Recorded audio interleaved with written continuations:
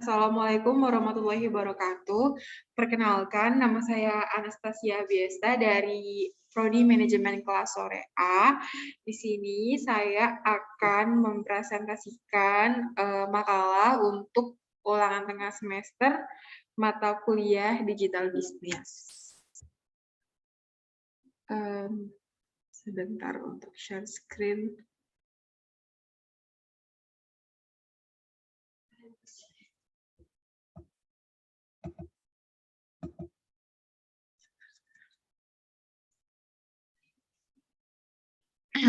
Ini adalah makalah saya.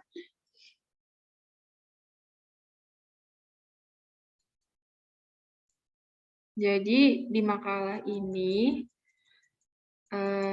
terdapat materi yang pertama itu tentang revolusi industri 4.0,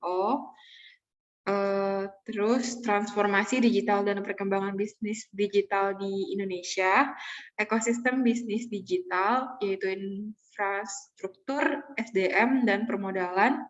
Yang keempat, pola pikir bisnis di era digital. Dan yang kelima, mengidentifikasi resiko bisnis digital. Yang keenam, menyusun perencanaan bisnis digital.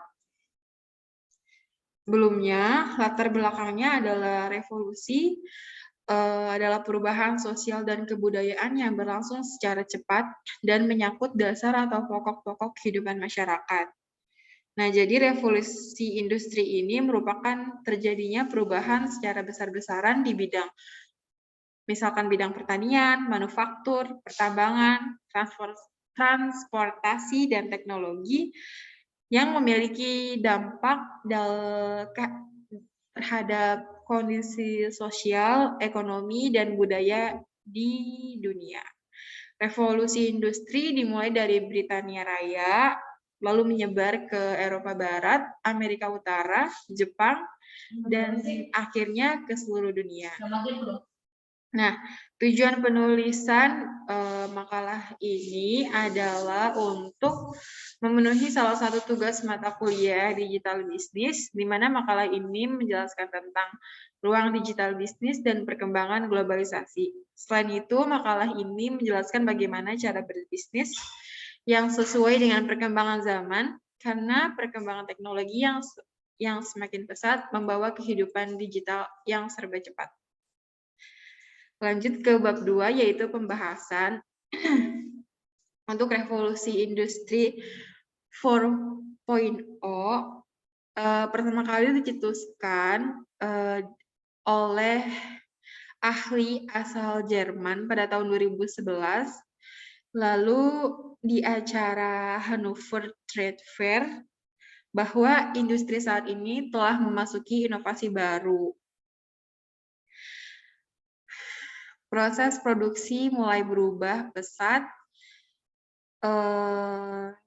Setelah resminya gagasan ini, pemerintah Jerman membentuk kelompok khusus mengenai penerapan industri 4.0, yaitu contohnya perubahan komputer yang semakin kecil sehingga bisa menjadi sebuah laptop atau segenggam smartphone. Inilah bagian pertama dari revolusi industri, yaitu Internet of Things. Saat komputer-komputer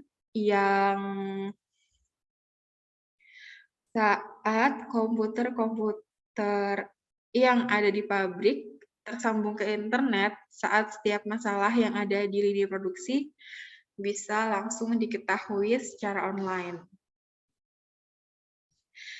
Nah, jadi secara sederhana, revolusi industri 4.0 dapat dipahami sebagai perkembangan teknologi pabrik yang mengarah pada otomasi dan pertukaran data secara mudah dan cepat yang mencakup sistem cyberfisik, internet untuk segalanya, komputasi awan atau cloud computing, dan komputasi kognitif. Yang kedua adalah transformasi bisnis digital dan perkembangan digital bisnis di Indonesia. Nah, Masih adalah sebuah proses dan strategi penerapan teknologi dalam aktivitas operasional bisnis yang mengubah cara bisnis dalam beroperasi dan melayani pelanggan, baik terkait pemasaran sampai produksi. Jadi contohnya yaitu Gojek atau Grab atau ojek online sejenisnya menerapkan transformasi digital dengan membuat aplikasi online yang memudahkan masyarakat untuk memesan transportasi, makanan atau minuman, atau pula untuk kebutuhan sehari-hari, sehingga dapat mengurangi aktivitas di luar rumah. Karena itu, transformasi digital sangat penting bagi para pengusaha dalam mengembangkan bisnisnya di dunia modern, terlebih saat masa pandemi saat ini. Alasan yang pertama adalah karena perubahan yang tidak dapat dihindari. Apabila perusahaan tidak bisa menyesuaikan dengan perubahan dan perkembangan teknologi, maka perusahaan akan kalah unggul dibandingkan dengan perusahaan yang bisa menyesuaikan dengan perkembangan teknologi. Yang kedua adalah bisnis menjadi lebih efektif dan efisien. Yang ketiga dapat meningkatkan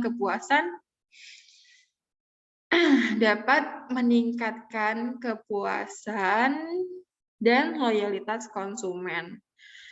Dan teknologi yang canggih seperti media sosial membuat konsumen bisa membeli sesuatu dengan lebih mudah, merespon dengan lebih cepat dari perusahaan ketika ingin bertanya maupun mengajukan komplain.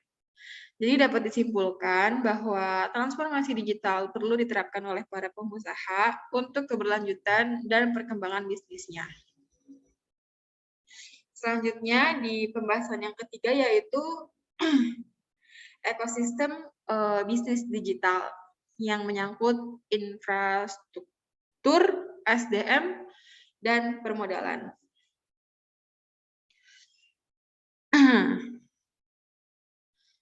Nah, contoh teknologi yang berkembang pesat adalah kehadiran robot dalam pekerjaan rutin yang berisiko tinggi menjadi solusi yang sangat tepat untuk meningkatkan produktivitas dan mutu kerja, meningkatkan efisiensi biaya serta mengurangi risiko insiden di lokasi kerja. Kehadiran software aplikasi telah menciptakan transaksi antara manusia dengan mesin yang bersifat online. Di bidang perkantoran, pekerjaan yang bersifat administratif semakin berkurang. Misalnya, fungsi sekretaris, administrasi keuangan, dan SDM sudah digantikan oleh aplikasi dan mesin atau di outsourcing ke perusahaan lain. Hal ini dapat menjadi ancaman bagi SDM bangsa Indonesia yang saat ini masih bekerja secara padat karya. Nah, sebaliknya, terdapat sejumlah pekerjaan baru yang muncul sehubungan dengan aplikasi teknologi digital, yaitu pengembangan software aplikasi, data analitis, pembuatan animasi, konten YouTube, jualan online, event organizer, dan lain-lain. Mungkin ke depannya juga akan muncul pekerjaan baru, dan sebaliknya sejumlah pekerjaan yang ada saat ini mungkin juga akan hilang. Hal inilah yang perlu diantisipasi pemerintah, pemilik usaha, maupun setiap individu agar adaptif dalam menghadapi perubahan tersebut.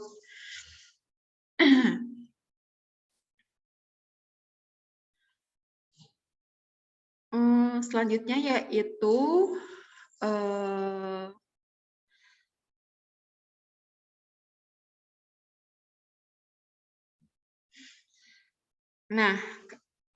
keahlian yang dibutuhkan dalam perkembangan bisnis digital.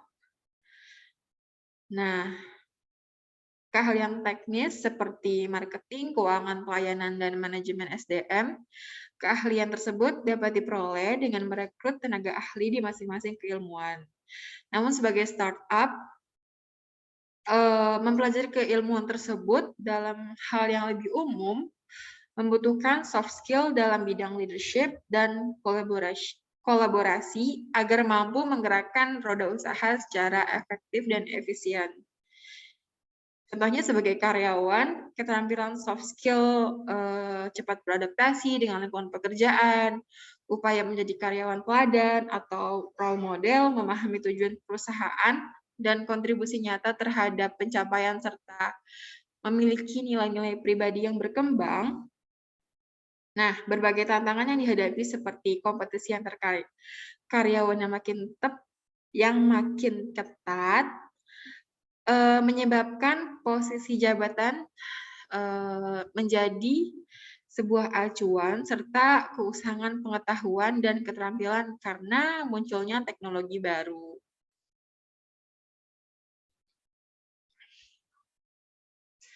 Nah, maka di sini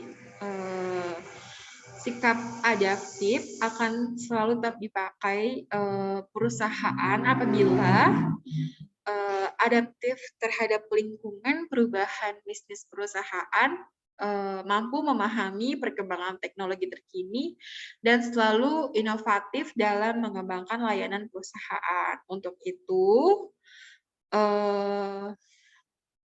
dituntut untuk harus lincah, tanggap terhadap situasi, mempelajari disrupsi bisnis, dan bagaimana perusahaan harus melakukan disrupsi bisnis atau masuk layanan nilai tambah pelanggan. Selanjutnya yaitu manajemen SDM suatu perusahaan juga harus tanggap dan proaktif dalam membina dan mengembangkan potensi karyawan. Hal ini dilakukan secara bersama-sama dengan atasan ketika karyawan terhadap perusahaan yang tinggi merupakan harapan dari pimpinan perusahaan dan karyawan itu sendiri. Untuk itu perlu dilakukan coaching dan mentoring terhadap karyawan secara berkesinambungan untuk membicarakan performasi, motivasi, hambatan kerja, harapan masa depan, pengembangan kepemimpinan dan wawasan yang masa depan sehingga karyawan senantiasa termotivasi dan memiliki harapan masa depan yang jelas.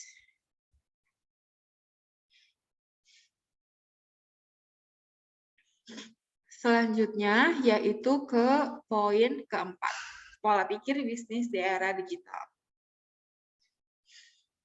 Nah, untuk mewujudkan sistem bagi transformasi digital yang ideal, pola pikir digital atau digital mindset harus tertanam oleh para pelaksana bisnis dan pemangku kepentingan. Untuk menciptakan bisnis berkembang dengan baik melalui pemanfaatan teknologi digital, berikut adalah beberapa langkah. Yang pertama yaitu ciptakan strategi digital, yaitu sikap dan perilaku yang memungkinkan orang dalam sebuah perusahaan melakukan dan mempercayai bahwa transformasi digital dapat membantu efisiensi bisnis. Untuk itu, pemimpin atau pelaku bisnis harus memiliki pola pikir mengenai teknologi dan perkembangannya. Yang kedua yaitu memperhitungkan sumber daya. Membangun pola pikir membutuhkan penilaian yang jujur atas aset digital dan sumber daya. Perusahaan perlu menganalisa apa saja kelebihan dan kekurangan yang dimiliki dalam perusahaannya sendiri. Dengan hal tersebut, perusahaan dapat memperhitungkan aset dan sumber dayanya yang dapat mendukung peralihan ke digital selain konsumen dan pasar. Yang ketiga yaitu terapkan strategi digital yang sesuai dengan bisnis. Yang kelima, manfaatkan teknologi digital dalam setiap proses. Yang selanjutnya yaitu siapkan ruang untuk terus berkembang. Nah, selanjutnya materi yang kelima yaitu mengidentifikasi resiko digital bisnis. Resiko digital bisnis yaitu hacking atau cyber threat adalah serangan bot yang sangat merepotkan. Serangan ini membuat kacau hasil dari analitik, trafik naik dan sebagainya, sehingga hasil analisa untuk menentukan strategi pun terganggu. Yang selanjutnya adalah market problem, teknis versus non-teknis. Maksudnya adalah memahami sedikit besarnya tentang teknik. Materi yang terakhir yaitu menyusun perencanaan bisnis digital. Nah, dalam hal ini, pembuat keputusan yang masih menutup mata dan cenderung menyepelekan transformasi digital bisnis,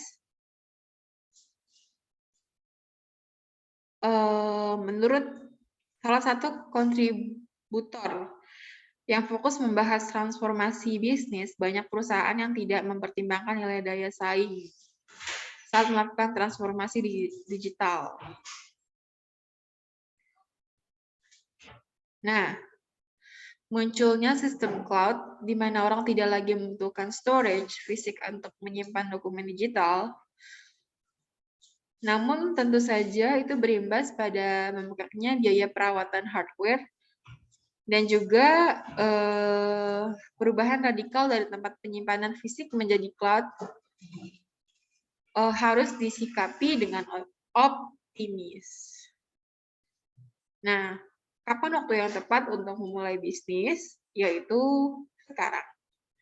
Sebelum internet menjadi hal yang biasa, aplikasi penunjang kerja memiliki harga yang tidak murah. Hanya kalangan corporate yang memungkinkan memakai sistem aplikasi tersebut. Biaya perawatan sistem yang tidak murah menjadi ganjalan bagi perusahaan yang ingin memulai program transformasi digital bisnis mereka.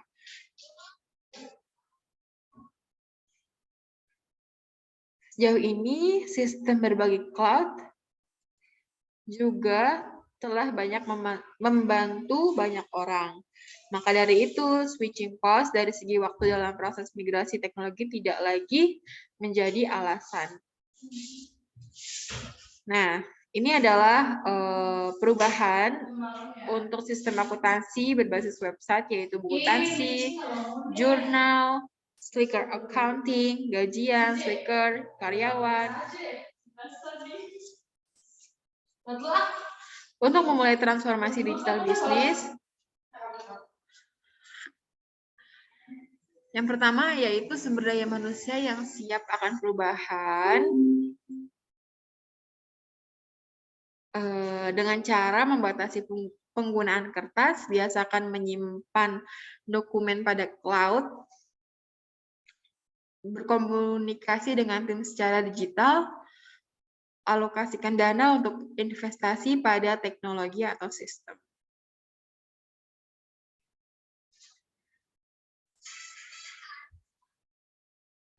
Mungkin itu saja yang bisa saya sampaikan. Kurang lebihnya mohon maaf. Wassalamualaikum warahmatullahi wabarakatuh.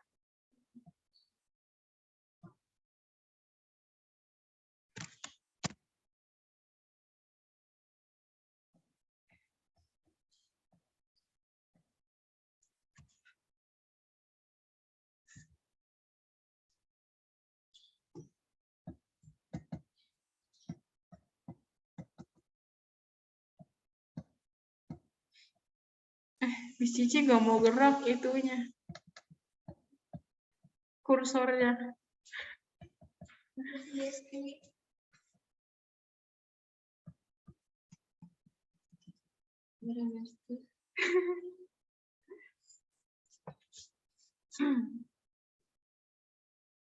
Masih record, Miss?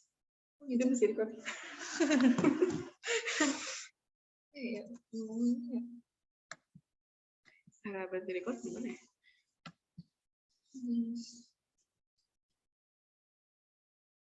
Oh, presentasi sendiri, Miss ya? Iya, buat video. Wah, kirain ada dosennya, ada semua. Enggak.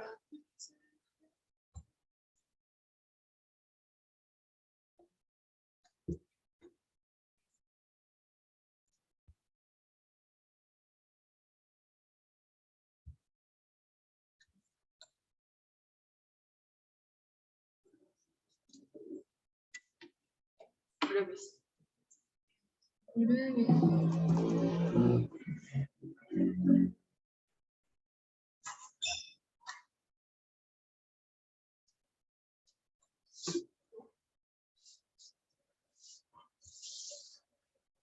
Ini searchingin ini, Miss. Kenapa dia nggak mau gerak? Kenapa kursor dia mau gerak?